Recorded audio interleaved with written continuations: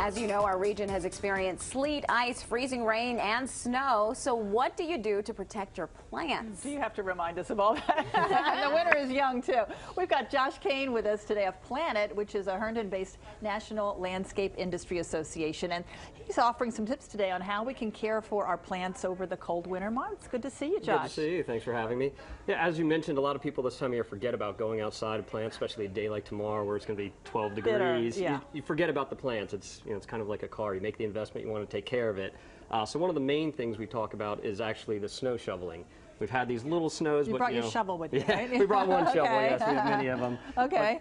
But, in the little snows like this, it's not as big a deal, but when we get, like we had a couple years ago, the big Snowmageddon, you're piling a lot of snow. So you've made the investment for plants. You don't want to bury them and just crush them, and then suddenly in spring realize, I've got to replace all that I already planted. One idea is a lot of people use the snow markers. As you can see there on the end, we have a reflective marker you could put by your plants or along your driveway. You often see these little holes that the snowplow companies use. Sure, take this out and just put it actually in the pot or even in the ground. In the ground near your plants. So especially if you have someone else like a company taking care of the snow, they're not going to know what's important to you or where the plants are, especially if you've had a foot of snow and they're half buried already. So these are great to say, hey, this is an area you want to not pile the snow or stay away from. And it reminds them, because again, they're not going to be as familiar as your property is for you. And it's on a nice long stick, so when the snow piles up, you can still see the marker. Exactly. And That's these little ones are great too. They're reflective, so they'll stand out at night from any headlights. And what is the danger to having too much snow on our plants like that? It's mainly breaking the branches, and actually if you bury them too much, when you shovel snow, it becomes much denser. It's not that nice fluffy snow that falls from the sky. It's now become a much denser, heavier product. So it's mainly breaking the branches, and also in our area that's not really truly northern, you can actually start to freeze some of the cells, which will then cause problems with just branches dying off when spring comes. Well, what should you do if you go out and you find that one of your branches has snapped? The best thing to do is actually prune it all the way back behind where the cut is. If you can take it all the way back to what they call the collar of the tree, right where it meets the main trunk of the tree, that's the best. Do it right away. Winter's an excellent time to prune. It'll help it be ready for spring before all the insects move in and hopefully been healed by then. Because it's dead anyway, it's gone, right? Yeah, once it's broken, you're probably not going to be able to save it. Now, what about the snow that piles on top of all of our bushes and shrubs and trees? I mean, is that something that we should go out and like shake off? You don't want to shake it off. If you can lightly broom it off. This last snowstorm we had on, I guess, Thursday into Friday was a prime example where it came down and it was wet and heavy. If you had taken it off that evening, been perfect.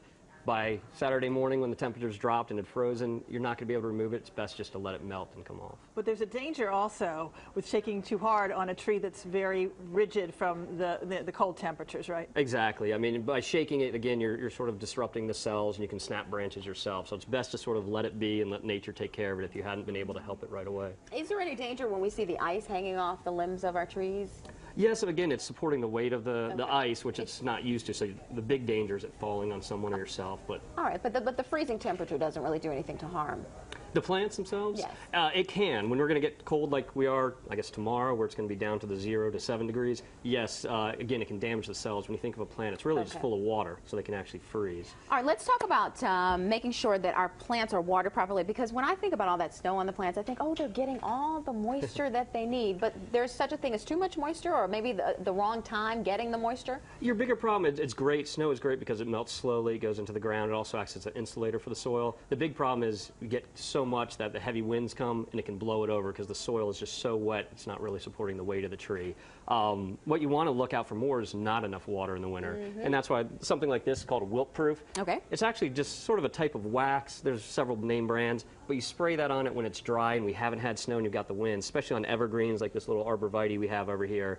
And that helps it stop the water loss during the the cold, windy days when we haven't had the rain or the snow. Right now, we're fine with how much snow and rain we've been getting. Yeah. Guards against moisture loss. Exactly. And so that's important to put on on the evergreens, on newer the evergreens. If you've just had your yard landscaped or you put in a bush yourself, it's great. Probably for the first 2 to 3 years to put it on. You just spray it on and coat it on, and it's like a wax. It just helps the water. All right, now let's talk about the salting. That can be bad for plants, right? It definitely can, depending on what you use. The classic older salt was that rock salt. It's technically salt, and you hear people salting people's yards they didn't like or something. It will kill plants. Anymore, they tend to use something called CMA, which is much friendlier to plants, friendlier to metal. Or use something like the Pet Safe stuff, which is usually almost a fertilizer-based product. It's urea.